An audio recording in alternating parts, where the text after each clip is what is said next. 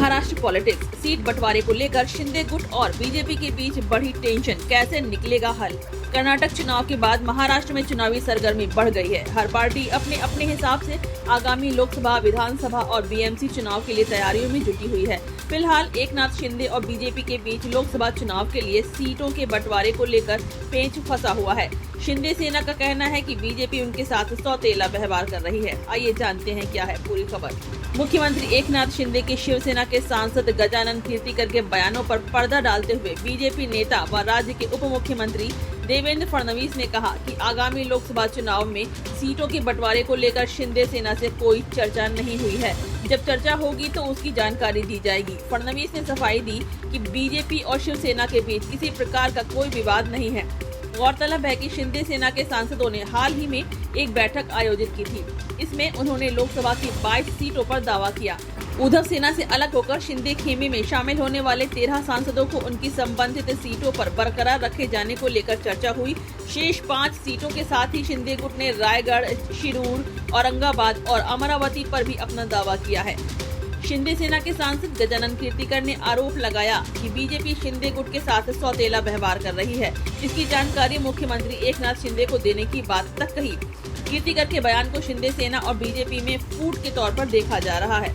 शुक्रवार को अहमदनगर में पत्रकारों से बातचीत करते हुए फडणवीस ने कहा कि सीटों के बंटवारे को लेकर अभी तक कोई चर्चा नहीं हुई है, इसलिए टेंशन मत लो। कीर्तिकर के बयान के बाबत पूछने पर फडणवीस ने कहा कि कीर्तिकर ने ऐसी कोई बात नहीं कही है, ये पूरी खबर बेबुनियाद है।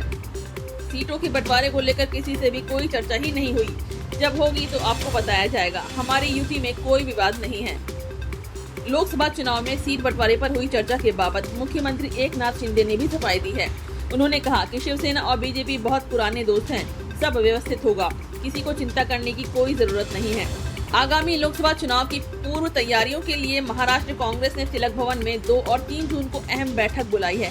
महाराष्ट्र कांग्रेस अध्यक्ष नाना पटोले की अध्यक्षता में होने वाली इस बैठक में सभी दिग्गज नेता और जिला अध्यक्ष शामिल होंगे। बैठक के बारे में महाराष्ट्र कांग्रेस अध्यक्ष नाना पटोले ने कहा कि कांग्रेस का उद्देश्य बीजेपी को हराना है और पार्टी ने आगामी लोकसभा चुनाव पूरी ताकत के साथ लड़ने के लिए संकल्प लिया है। कांग्रेस अध्यक्ष ने कहा कि हिमाचल प्रदेश और कर्नाटक विधानसभा चुनाव में कांग्रेस पार्टी को भारी मतों से जीत मिली है। इस जीत से कांग्रेस कार्यकर्ताओं में नई ऊर्जा का संचार हुआ है। महाराष्ट्र में भी भारतीय जनता पार्टी को पराजित होना होगा। बैठक में विधानमंडल में विधायक दल के नेता बाला साहेब थोरात, पूर्व मुख्यमंत्री सुशील कुमार शिंदे, अशोक चौहान, पृथ्वीराज चौहान, प्रदेश कार्याध्यक्ष नसीम खान, अमरजीत सिंह मनहास समेत अन्य सदस्य उपस्थित रहेंगे।